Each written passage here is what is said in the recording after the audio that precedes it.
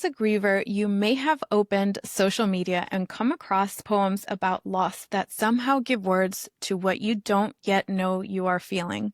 And I'm almost certain that at least some, if not many, of those poems were written by today's incredible guest, Sara Rian. Yes, the Sara Rian. And I am so honored to have her here today. Sara is a poet. She's a self-published author, mother, wife, licensed therapist, and griever in the Metro Detroit area. She's been drawn to grief poetry ever since her mother died in 2018, and her work is as multifaceted as her personal life. I am thrilled for today's conversation and for you to get to know a little bit more about the person behind the beautiful poetry that has helped so many of us. Sara, welcome to Grief and Light. Hello, thank you so much for having me. I'm so excited to be here today. I'm so excited as well. This is absolutely an honor. Your poetry has touched so many of us, and obviously me personally as well. And on that note, I would love to invite you to open up our conversation with this stunning poem that you wrote. I think it was yesterday, or at least you published it Yes, yesterday on I social wrote it media. yesterday. You wrote it yesterday, even more impressive. Yes, yeah. So I'll invite you to share that one. It's called I Didn't Talk About You Today. Yes, wonderful. I didn't talk about you today, but I inhaled you with every breath. I saw your face behind every blink. A bird sang your name to me this morning, and I hummed our song all afternoon. I watched the sun lower behind a field that was painted the color of your hair, and I fell asleep holding a memory of your hand in my palm. I didn't talk about you today. Sometimes words just aren't enough. How beautiful is that? And I love the part about the bird singing your name because, you know, so many of us associate just seeing birds or something in wildlife as a point of connection with our person or pet. And for me, birds are definitely, I joke around, I've become a bird watcher lately just because of grief. But it's just such a beautiful point of connection. And I thank you for that. I thank you. What was the inspiration? I'm curious for that particular poem. You know, it was actually because I was reflecting on my grief, as I do so often, and I noticed I hadn't talked about my mom in a few days, almost to the point where I was like, oh my gosh, have I not told a story? Have I not talked about her out loud? And I know as grievers do, we wonder, oh my gosh, does this mean I'm forgetting them? Does this mean they're not integrated into my day? And as I sat with that thought, I was like, wait, let me actually reflect on the day. And it was all of these moments that she was actually there, and I was thinking about her and missing her. And even though I wasn't talking about her to others and I was just going amongst my day and I was working and doing my everyday tasks, she was there for all of them. And I wanted to write that for me, and then I wanted to share it on my page because I think we can feel guilty sometimes when we don't talk about our loved ones, and they're just there. Even if we're not telling stories about them or talking about them, they're still, I don't know, I feel like I'm speaking about them without words all the time, right? And thinking about them all the time. And yeah, so that just came to me as I was reflecting at the end of the day and decided to write that, and I shared it immediately. Well, thank you for all of it, for sharing it, for the inspiration, and for the story behind it. So many of us feel like if we don't say our person's name, they're forgotten somehow. And I love that this is such a reminder that we carry them with us in the little quiet ways that maybe are not so obvious to everybody else, and also out loud, right? You could do both. So thank you for that. And for those who may not know you other than through your poetry, please let us know a little bit about who Sara Rian is today, and how this journey went from, you know, your initial desire to write and express yourself through writing to the poet that people know today. Yeah, okay. Well, I have no writing background. I know many folks already know that, where I get very self-conscious about writing I'm like, I didn't study this. I'm a therapist. I went to school for that. But I started falling in love with short poems on Instagram, actually, like Insta poetry. I know people kind of talk down on it, but I really fell in love with it around 2018. And I started dabbling and I started writing short poems myself. And I would just share them with my mom. They were not about grief often. Sometimes they were. My grandmother had just passed in 2016. I was very close with her. We were all grieving her so deeply. So I would write about her and share it with my mom, or I'd write about feminism or something. I'd share them with my mom. I started this little Instagram page. I don't even remember what it was called at that time. I had changed my name a few years later, but this page that everyone now knows, I created it. I used my middle name. Ryan's my middle name, and I wanted to just put poems here and put them out into the world without it being attached to my personal page and everything. And I would share, and I had, maybe 10 followers for the many years probably that I had it. But by the time I was creating the page, and when I still only had 10 followers, my mom had passed that July. So I started writing probably in like the spring. And in July, my mom had died by suicide. It was unexpected in the sense of we just never thought suicide was actually going to take her. So she had struggled with mental illness and depression and trauma and alcoholism our entire lives, but we were shocked and did not see it coming, and we thought things were getting better, and I was having a great year, and I was telling people how 2018 was like the best year of my life until it absolutely became the opposite of that. So when I lost my mom in 2018, within I think it was about a day or two, I started writing short poems, but it was to her or about her. It was about the grief, and then here we are 7 years later, and I am still just writing about grief in very short, minimalist ways. Some people don't consider it poetry. I don't really know what else to call it, so I call it that. Very rarely does it rhyme, but it feels a little bit more than just a quote, so I just called it poetry. And I don't know if it even is that, but that's what we're calling it.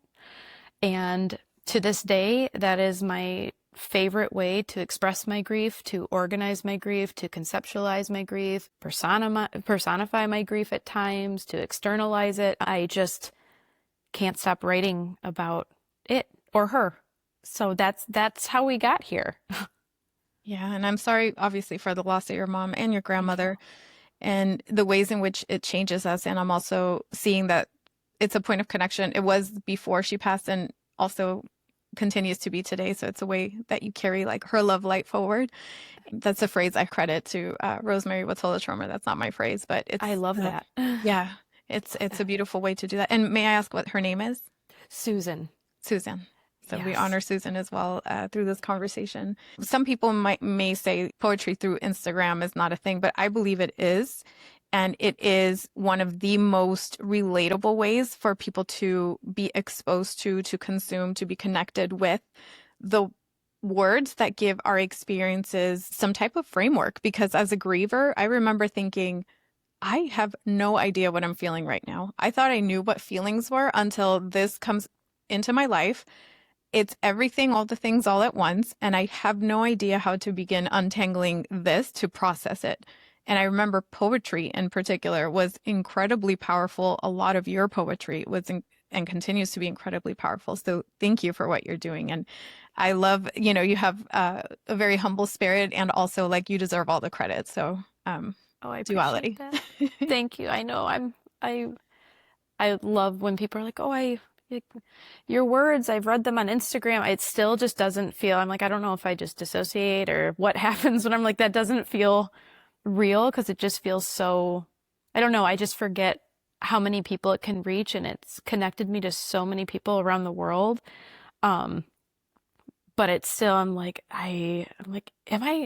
should I be sharing this? Is this like really bad writing? And then people are like, "Oh, it really helped me." And I'm like, doesn't matter, I guess. Because it helped you. So I guess I don't know. I kind of want to leave my ego out of it and just know that it helps someone grieving. So I appreciate you reading it and connecting with it. Absolutely. And I appreciate you writing it.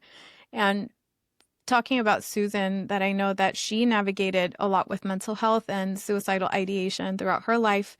And that also means that you grew up with a mother experiencing this. So if maybe you could take us back there and touch on what that experience was like. We are also in Mental Health Awareness Month. So this is a good way to, expand on that conversation to the degree that you feel comfortable with.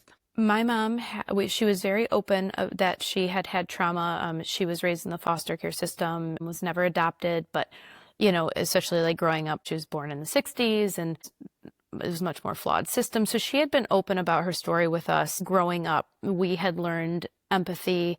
We had understood that this was her brain kind of being sick and or injured in a way. Like we really understood trauma early on, not too early. I mean, obviously, but as we grew up, we were understanding that this wasn't just her not wanting to be with us. This wasn't just her wanting to abandon us. We never viewed her as someone who was just trying to take an easy way out or was being mentally weak. We just empathized. We understood suicidality so early on that, sometimes we would get upset after one of her suicide attempts or when she would be talking about her suicidal thoughts. And sometimes it was like, oh gosh, like aren't we enough? Aren't we enough? And she would say like, it has nothing to like, if anything, my brain's convincing me that I'm a burden, that I'm hurting you by being here. And I love you so much that I don't want to hurt you. And that's how her brain would twist it. And that's what, trauma and depression and mood disorders and all these things kind of convince you of. So we were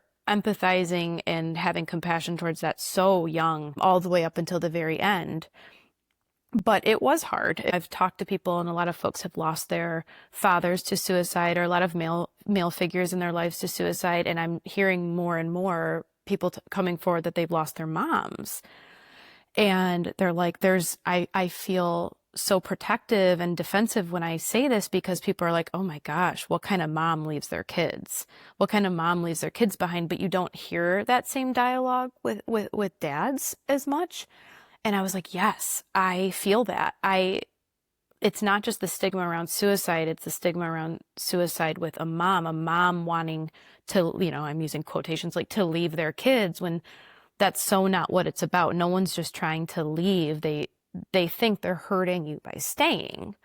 So it was hard to grapple with, but I think my siblings and I did a really great job empathizing and understanding it the best we could. And we kind of just assumed that we would take care of her forever, or we were just hoping like one day, a new treatment will help. At that time, it was DBT because she had been diagnosed with borderline personality disorder as well, which to me is just an attachment disorder, an attachment trauma. So I had said, hey, let's, maybe you can connect with a therapist who does DBT. And she was doing that. We kind of just thought eventually she'll do something and it will heal this and maybe the demons will quiet and she'll make it to old age. And, it didn't happen. And we just thought we kind of would do this forever and we were signed up for it. I always tell people we were ready to go. We were ready to just know that a couple times a year, our mom would have a moment and she might attempt suicide and we will recover and we will figure it out. And it was very awful when, I was 28 to say like, okay, that's the end.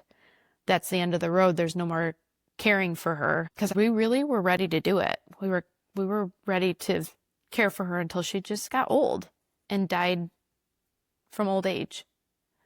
I hear you, and thank you for sharing that because, for example, my brother passed from fentanyl poisoning and he struggled with addiction. So I'm going to share something personal and then ask you to chime in on your experience to see if it's something that came up for you as well. But for example, when he passed and I was telling coworkers, colleagues, all these other people that are not immediate family about the news, one person said to me, and this is somebody that I thought would have responded differently, let's just say, one person said to me, oh, well, now you don't have to worry about him. You don't have to take care of him anymore.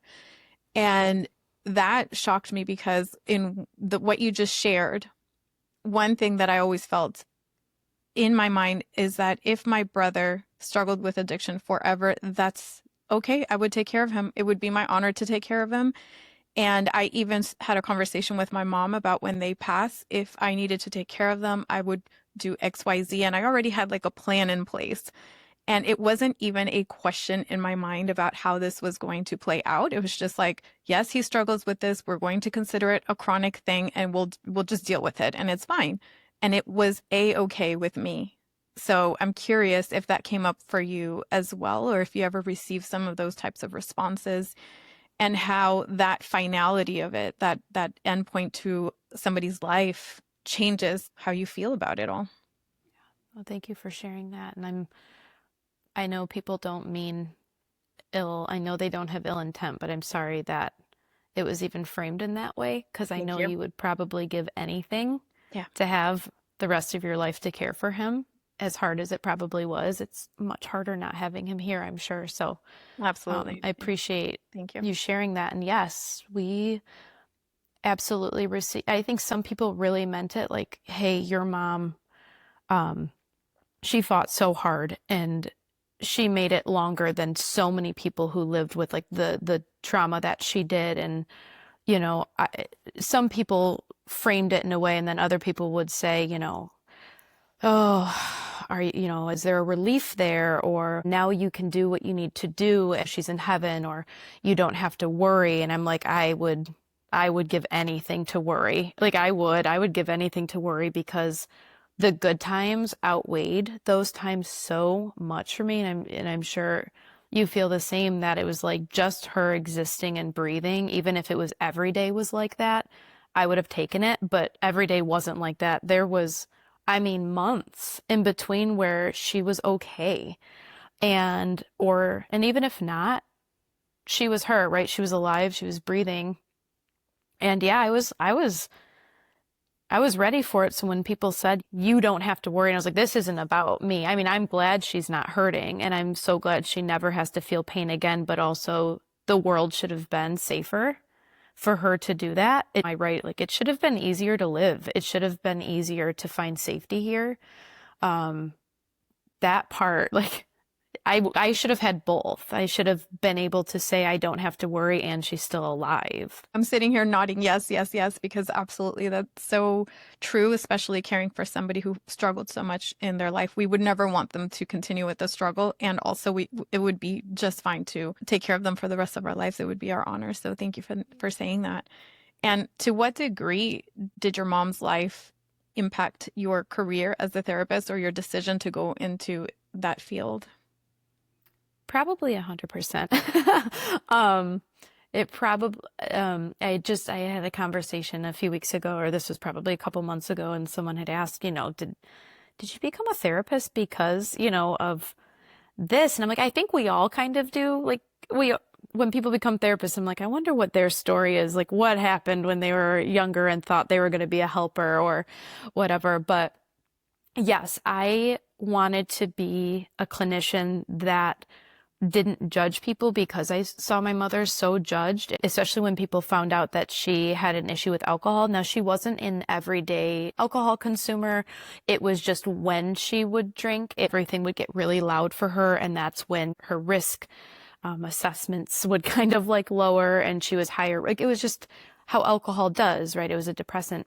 So people were just very judgmental, including her clinicians. She had many counselors. She had tried different programs, and people were very judgy and cliquey. And, I would see her crying, or I would hear, mom, like, why don't you want to go back to therapy? And, they weren't very kind. I'm going to try to find someone who maybe doesn't see me so poorly. And I just want to feel safe in my sessions. And I was like, you know what? I think I said pretty young. I think I was 12. I said, like, I'm going to do this. I'm going to help people like you. And it eventually, years later, I think by the time I was 16, I actually knew I wanted to do sex therapy, and I wanted to help predominantly women in like sexual wellness. So it turned a little bit, but with that, I also specialized in working with like intimate partner violence survivors, sexual trauma survivors. So I was still working with survivors, all things that my mom had also been a trauma survivor of.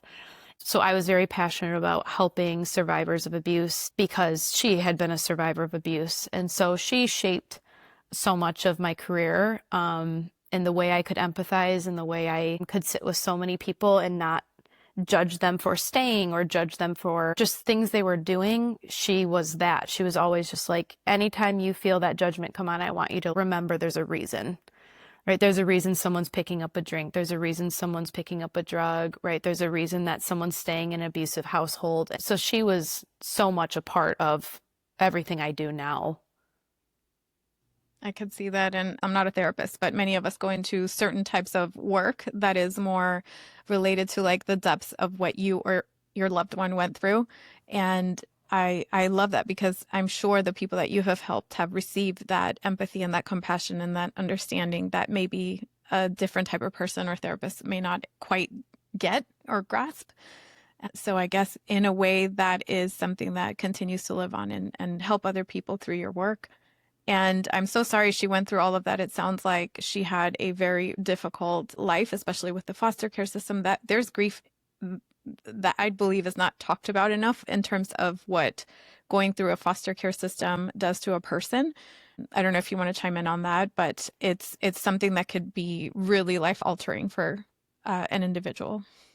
Absolutely. I mean, just, and again, I'm speaking kind of, this is so anecdotal because it's, we're talking about my mom, we're talking about a different time. And I have seen so many people go through the foster care system and be reunified with their families or adopted by beautiful families and loved. I don't have anything against adoption or fostering, but there was a time when it was probably not monitored. It was probably not as safe.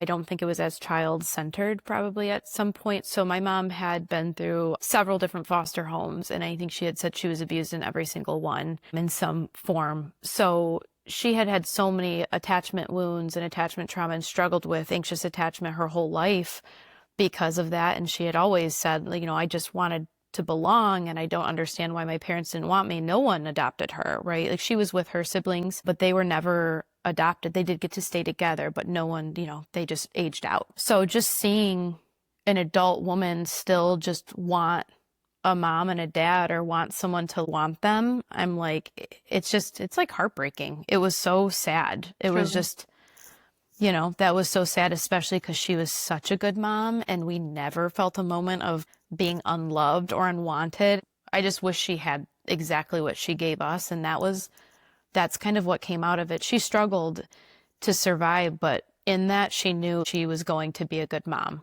and that she was never going to make us question our worth or if we're loved. And me and my three siblings, I think can agree, like she really was the most loving human and she was made to be a mom. She committed to that. She knew that when she was young, she wanted to be a mom and she wanted to do it right. And she might not have believed that she did it all the right ways, but she was a great mom.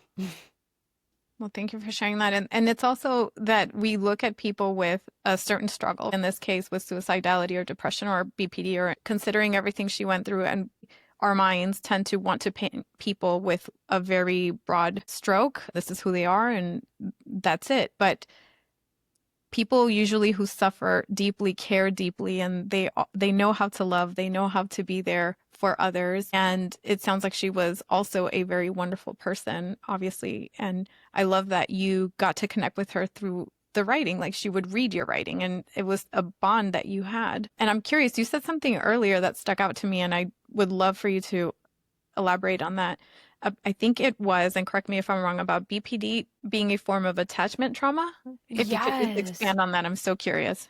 So I know with personality disorders, you'll hear this in like even the therapy world, like people are pretty judgy, even as clinicians. People like personality disorders are so tough and I don't specialize in personality disorders. So, I don't know how difficult that may be, but people with personality disorders and especially BPD with the borderline personality, they're often labeled as difficult people and manipulative and a nightmare to work with. And you hear all these labels and I'm like, oh gosh, I wish you could have met my mom because she was so loving. Hers was almost a different way where instead of it, sometimes you can split. The splitting would almost more so happen with herself, where if something kind of happened with another, she had an interpersonal conflict, she really took it out on herself. And would kind of like knock herself off the pedestal and would think like, I'm the worst. And she would go very self-deprecating. But I think the borderline personality disorder is very much like attachment wounds. I think these stem from traumas and attachment. I don't think it's just like you're born and you have borderline personality disorder. I think if she had been raised in loving homes and there was secure relationships and people had shown her like safety, and I don't believe that would have actually presented itself. I think it's that stressor that was added in, and when those traumas happened and there was no secure attachment. I think that presented in her. I think it was the perfect storm. And I think that a lot with BPD. I'm not a specialist in that, but I just have a different level of compassion where I think it stems from attachment. And actually, that makes a lot of sense. When you explain it like that, it makes perfect sense. And yeah, somebody that goes through something that difficult throughout their life, that kind of makes sense that these things would show up. Absolutely. Yeah. And how do you define the relationship between grief and trauma? Because to my understanding, grief can include trauma, but not all grief involves trauma. So maybe you could expand Yes. on that. And then what does healing look like? Or how Yes. would you define it? It's such a good question because I sometimes I'm like, I might need to clarify that oftentimes the grief that I talk about is like traumatic loss. It's traumatic grief. And I think you can pick up on that in a lot of my poetry. It's very much like you can tell the timing is not right, or it's a lot of why. And because there's trauma, there's this whole unexpected, or this is unfair, or I have lost all control and all power, or I thought the world was safe and it's not, and it took this person. And that to me is just like screaming trauma, like capital T. But I know there's also grief poetry that I've written that's probably just like it's grief. It doesn't only mean traumatic loss. It's grief. It's the pain of missing someone, but maybe they did not die. We did not lose them in a traumatic way. That's not my story, but I know that that happens. I think they're so closely tied because there's even folks that they've lost someone who is much older, say a grandparent, and their grandparent was 90 and they died in their sleep. That can still be like traumatic for someone who was ready to see them the next day or hadn't emotionally prepared or just doesn't do well with death, right? It doesn't have dialogue around death. So I just think there's probably like a much smaller percentage of grief that's not traumatic and a much larger, maybe I'm just in that so often. It just feels like they're so closely tied that many losses can be traumatic, or even the secondary losses that come with grief can be traumatic, or the way people respond to your loss or your grief can be traumatic. So it just feels like with loss, there's a lot of risk for trauma. Right? And Absolutely. healing, same thing. I think so much of the grief that I'm around and the type of loss that I'm around in the poetry world, not always in my sessions, but in the poetry world and connecting with so many folks, they've lost someone. It's been traumatic. It was the wrong age. It was the wrong way. It was unexpected. It was expected, but dragged on and was suffering, and it was terrible. So I think healing has to include body. It's somatic. I think it needs to be holistic and include every layer of someone, because I do think their nervous systems are very much tied into their grieving, because just again, that the trauma piece is there. I think there's a lot of nervous system stuff at play. So I think that's why I love poetry and watching people do art and watching people do yoga, sound baths, and acupuncture and EMDR, and doing all of these things outside of just like reading a textbook or just a little bit of talk therapy, because I think we need healing at every layer, and especially including the body because of the trauma. Thank you for saying that. Absolutely. And how somebody passes can really impact how we grieve, and the out of order nature, excuse me, of a loss, somebody gone too soon, even though kind of feels like all of our loved ones are gone too soon, but Yes, like it's never enough time. never enough time, no. But losing your mom when you were in your 20s, losing my brother when he was 32, and all of these things, it feels very out of order. And the suddenness of it also, that caveat. I always wondered if one would be quote unquote like easier than the other. And over the past 2 years, I'm like, no, there's no easy way to lose somebody. This is just all awful. And also how somebody dies impacts our grief tremendously. So I could imagine how the suddenness, and that she died by suicide, and the secondary losses that you touched on, how that also impacts your grief. And as far as it being somatic, absolutely, and physical, I think that's what introduced me to even wanting to talk about grief. I was not expecting the physical shock and the physical pain that came along with the loss. I said, can you die from this? And that's when I learned about like Takotsubo cardiomyopathy and broken heart syndrome, all these things. It's absolutely physical. So thank you for naming that. Yes, absolutely. I mean, it is. It's the way the body wants to shut down, especially in early grief. I mean, like I wasn't eating. At one point, I feel like I cried so much, like I was so dehydrated because I was just crying. And it was like every single part. I mean, it makes you question if you're spiritual, it makes you, you can't think straight and you have brain frog. See, right now, yeah, fog. Grief. And yeah, right? This Yeah. is it. I'm like, it's sometimes I'm like, I feel like it forever changed me that even when I'm like reading, I feel like I don't have the same reading comprehension. This is years later. And I know motherhood adds to that. And there's things that are just forever changing, like our brain chemistry and our capacity. But there's things that will happen when I would first get on a plane. I'm having these responses and I'm like, well, I've never been on like in a plane crash. Like, oh, well, it was because I was on a plane when I found out my mom died. And I'm like, oh, this is trauma. Like your That makes body, sense. as we know, Yeah. right? Body keeps score. I'm like, oh yeah, your body like knows this is happening before Yeah. you even picked up on it. Right. And I don't know. It's so real. I'm like, my body knows way more than I think my brain catches on to. It feels it and has felt it for years. It still does. And that's why I'm like, we need places to put this or release or reprocess this because it's like in my bones. It's in my Yeah. cells. It's like in my skin. Right. Literally, yeah. And I say literally when my brother passed, my mom has vitiligo, and so that's a skin condition where your body stops producing melanin.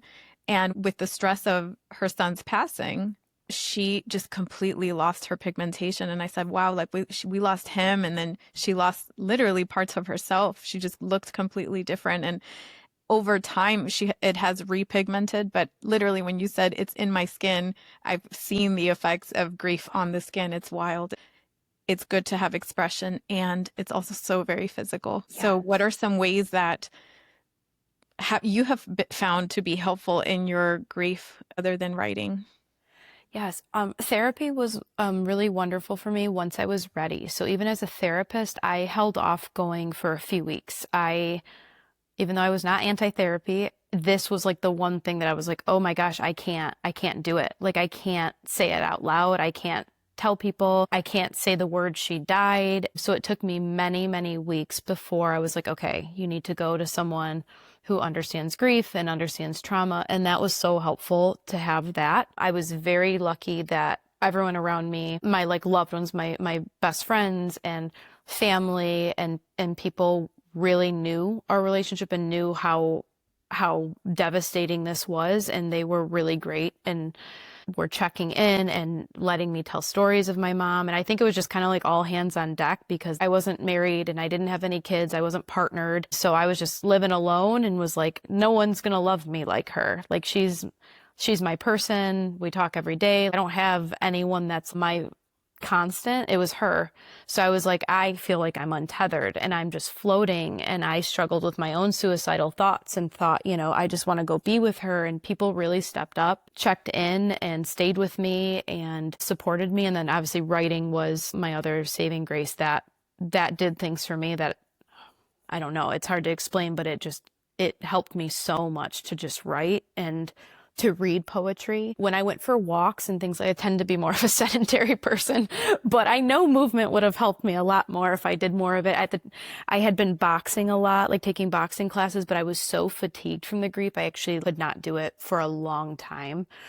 Could not do physical activities. It was more like relational support and grief expression through writing, probably more than movement, but I know movement's absolutely wonderful and probably helped me like later on once I could gain energy and could actually like feed myself and get the nutrients I needed. Yes, and in all fairness, especially like those early days, weeks, months, we barely have the energy to like drink a glass of water. We forget most things. Everything's upside down. The days blend together. So it's not to say like go boxing right after you lost your mom or your sibling or your child. No, it's more like remember that this is also a physical experience. And whenever you feel capable or able to, please tend to the body as well. It's more like that gentle reminder that it's all tied together Yeah. in grief and loss. Yeah, even And resting I think was helpful at a time yes, as someone who was a go-getter and I never stopped. That to even do the opposite and say like, hey, pause on movement and actually like rest was probably very important. Was that, instead of telling myself to go move, it was like, hey, you're just spending a lot of energy just trying to like breathe right now. Rest as much as you can. You're not working with a lot of fuel here. Yeah. Definitely. And you touched on motherhood because when you lost your mom, you said you were not partnered, you didn't have children, but that has since changed. So I'm Mhm. curious, how did meeting your partner, having children, how does grief play into all of that? Grief in motherhood, grief in marriage. Yeah. So my husband and I, we got together. It was probably like 4 months or so after my mom had passed. He and I actually went to school together and we dated when we were like 11 for like 2 weeks because we were 11 and went our separate ways. We graduated the same school together, everything separate ways. And so it wasn't until, I was 28, he was 28, like we reconnected and it was pretty sudden. We knew pretty quickly it was going to be a great relationship, but he was also starting to date someone who had just lost their mom to suicide. I was grieving pretty hard, so he was there and supported me through the nightmares and all the first. He was there for my first Christmas without my mom and my first Mother's Day, and through all of it. I didn't want to be married. I didn't actually want children until he and I got together. So it was weird to be pregnant without my mom. And then it was weird to be pregnant again without my mom. So I have two daughters. One will be 4 in January and the other will be 3 in January. So they're 1 year and 1 week apart. And my mom had always wanted me to have kids. She was hoping so badly I would have kids and have girls. She was like, I want to see a daughter that looks like you, like she just was obsessed. And I'd be like, stop, mom, I'm not having kids, right? I'm child free, not for me. So it broke my heart that she didn't get to see me pregnant either time and she doesn't get to meet my girls, but we keep her in our household a lot. We have her photos everywhere. Her, right in front of me, even right now, are my grandma and my mom's urns. The girls know that that's them. I don't think they quite understand, and that's okay. But we have my mom like everywhere. And we call her Ladybug Grandma, so we talk about her often. One of their favorite books is the book I wrote. My mama has a mama too, so that's written with my daughter's name in it and about my mom. That was before my little one was born. So she's everywhere, but that is one of the most heartbreaking things was doing this and still to this day, like doing this without her. Sometimes it just doesn't feel real. We had grandparent day at our daycare and to watch the grandparents, including my dad, their grandpa and my in-laws playing, and my mom to not be there, who was the one obsessed with children and wanted this more than anything. It just doesn't make a lot of sense still. And there's just so many times where I just want my mom. I just want my mom. There's no love like that love between a parent and a child, just like there's no love like the kind between siblings. And my little sister has also since gotten married and had 2 boys that my mom did not get to meet. And then she also was pregnant with her third and ended up having a stillbirth, and that was her daughter. So my sister's only daughter, they lost, and she never got to meet her breathing. But that was such a hit to us too, because we were like, wait, not only are we doing birth, now my sister's doing birth and losing her child without my mom here. It just feels so cruel sometimes, but I try to practice gratitude. I'm so glad that I have the privilege of being a mom and I have 2 healthy babies and they mean the world to me. And I just also would like my mom here for it. And yeah, motherhood and losing a mom are so entwined for me, as I'm sure it is for many. And I'm sorry for your sister's loss and for your family's loss because it's like you said, sometimes it feels so incredibly cruel, like really this way.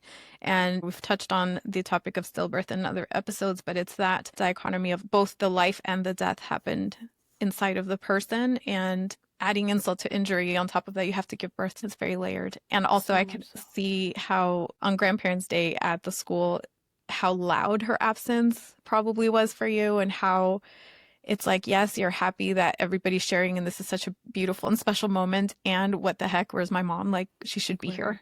Yeah. Yes, just like where is she?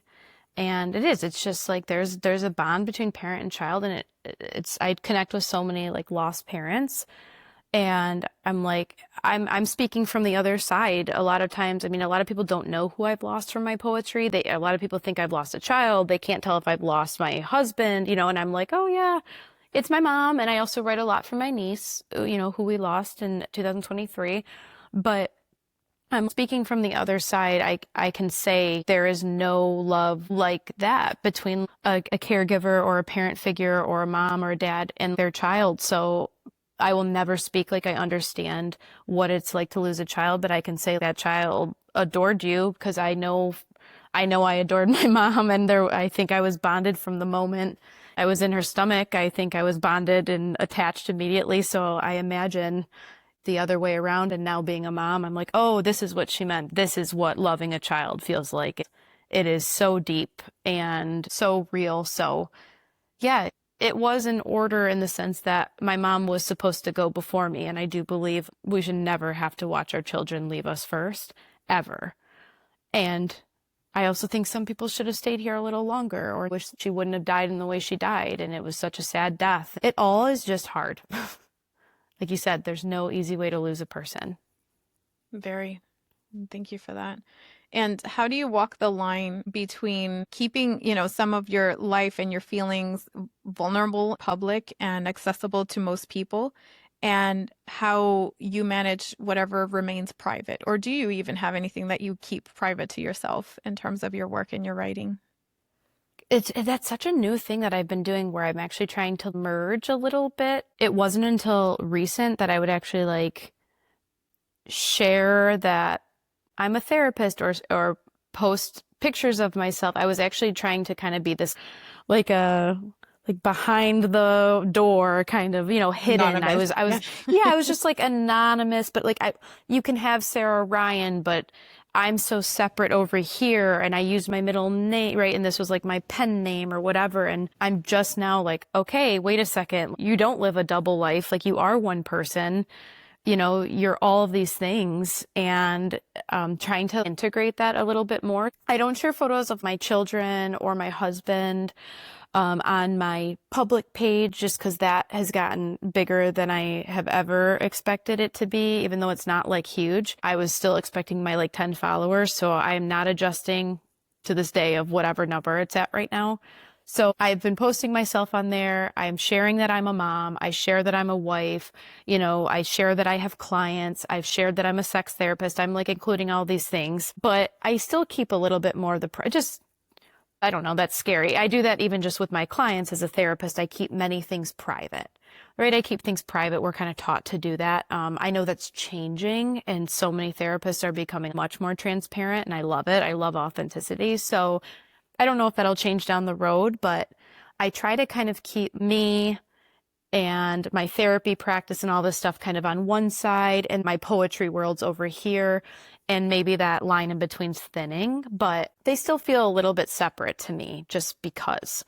I don't ever want people to think I'm a grief specialist or that I'm an expert on grief. That's not my specialty. I understand it as a griever, but I don't hold any certificates or anything in it. So I think a part of that's also protecting my like private practice and being like, this is my sex therapy, relationship therapy stuff. And over here is my like poetry. I have no idea what I'm doing. I'm not an expert versus the other side. I have to be more of the expert, Yes, and for what it's worth, your authenticity comes through so tangibly in your work, and I personally think it's why we connect with your work so much. It's because it feels very real and very relatable, very authentic. And even though we may not know what your kids look like or your husband or the daily in and out or your private practice or any of those things on this page, there is an essence of you that comes through very clearly and very beautifully through your work. So whatever meshing of those two worlds you're doing, it's coming through. Speaking of that, I would like for people to know where they can find your work, where they can find your books, because yes, there's a lot on social media, and also they can get copies of your books. So tell them where they can Yes. connect there. Yes, so I am on Instagram. It's Sara Rian Books, so Sara_Rian_books. I have a website, which is www.sararyanbooks.com. I'm on Facebook under Sara Rian Books. And then my poetry books and my children's book can be found on Amazon. Just I self-publish through them. Or you can order copies directly from me if you are not an Amazon user, or if you'd like signed copies or a personalized message. I also sell prints. Those are only available for me. So all my collages, if you've seen any of my art and my poem collages, I'm trying to print a lot of those and have those available. So yeah, you can email, or I have links in all of my bios so you can fill out an order form, things like that. And hopefully I'm hoping to have a new book out eventually. I'm hoping to have it out before the end of the year, but I don't have any big details to release right now. Hopefully soon. So yes, it's all me running everything. So anything you hear, any messages or anything, it's all me. I don't have any team. So if there's a delay, it's probably because I don't know, I'm in session or I'm like cleaning up a mess, and I can't wait to connect with everybody. And of course, that'll be in the show notes. And I do want to include this as part of the conversation, that as beautiful as your poetry is, and as beautiful and relatable as it is, you also want to honor that grief can be ugly and trauma is ugly and there's a messiness to it all. So how do you balance the two, the beautiful beauty of like grief is love and this romanticizing that we tend to do with grief, and also the reality that it just really sucks sometimes and it's ugly Oh, and messy.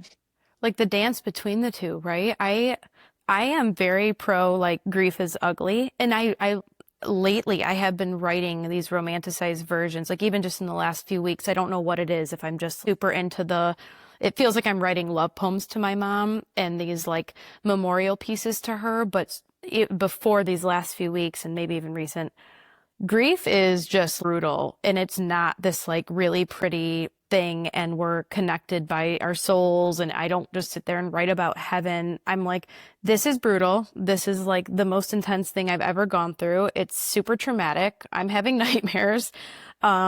Nothing is fair. Death is not always a beautiful transitioning. It also is just intense and feels like things are stolen from us, and I just swing back and forth between that all day. And that's why my books are often split up between like one half is here is this like brutal side of grief and I don't understand what's going on and I'm so traumatized, and then it'll shift. Here's this beautiful side and grief is love, and I'll never let anyone take you from me. And people are probably like, I'm so sick of this. Every book she has is like the same thing. And I'm like, well, welcome to my grief. It is the swinging of that pendulum between like, this sucks and I love you forever, and this sucks and I love you forever.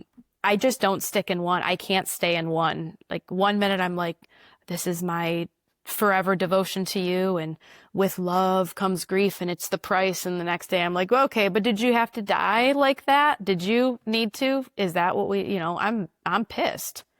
Kind of part of my Understandable. language, but yes. Oh, thank you for your Yeah. honesty. And that's exactly, I mean, that's more accurate than trying to say like grief is only love, right? With, let's say, like nowhere to go. It's the usual phrase people say. But sometimes grief is not just that, it's layered. And if I may, I would love to read one of your poems here. It says, I should be grateful to be the last person you spoke to, my voice being the last you heard. Instead, I feel so angry with myself. Why couldn't I muster up a spell, a prayer, a miracle? Why couldn't my last words have saved you? And I love that one because I was the last person to spoke to my brother. And so it's like, why couldn't I have known in that moment what was about to happen, like literally 2 hours later or less? We don't know the exact time frame. So thank you for that honesty. They capture so much of the essence of the experience for many of us. And I appreciate that you lean into the question. Sometimes so much of grief is not having answers and living with the questions of, if I would have done this, would it have changed anything? And yet we will never know. So it's, I guess, arriving at a place of peace, or at least equanimity with the questions that we're left with.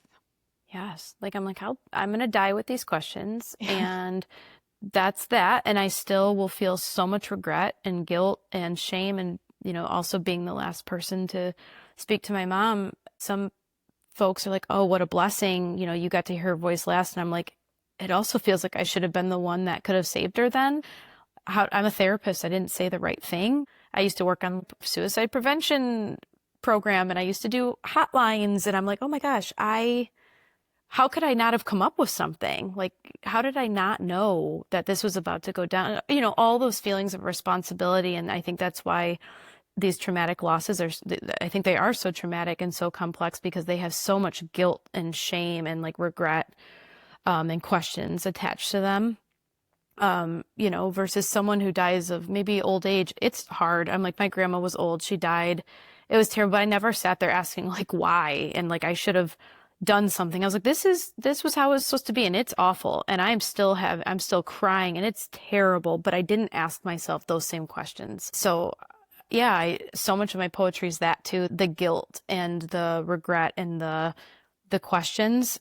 And I have no answers to them. And I don't think I ever will, but I'm asking them a lot still, right? Yeah. And that's fair. I think it's good to lean into the questions. It's actually helpful. So as we close out the episode here, I would love to ask you, what would Sara Rian today say to Sara after your mom's passing? Oh, wow, what a good question. I would say just hang out a little longer. Oh, am I gonna cry right now? Like as much as the best place to be right now seems like to be back in your mom's arms, if you wait a little bit, you will have things that it will never replace your mom, but they will make her so proud and they will give you purpose again and you will help so many people. And if you, hopefully, you'll get to see her again, just maybe not right now, and just hold on a little longer, is probably what I would say. That's beautiful. Thank you. And I would like to invite you to close out the episode with a second poem that I find very beautiful that I think a lot of grievers will relate to, as well as any final thoughts that maybe you would like to include to, consider the conversation complete. And if not, then the poem will be more than enough, I'm sure. Wonderful. Yes, closing out, I just want to say thank you so much. And I hope anyone listening, I hope no matter who you've lost or how you've lost them, I hope you feel seen and heard and know you are not alone. And I hope you think of your person and speak of your person as freely as you'd like.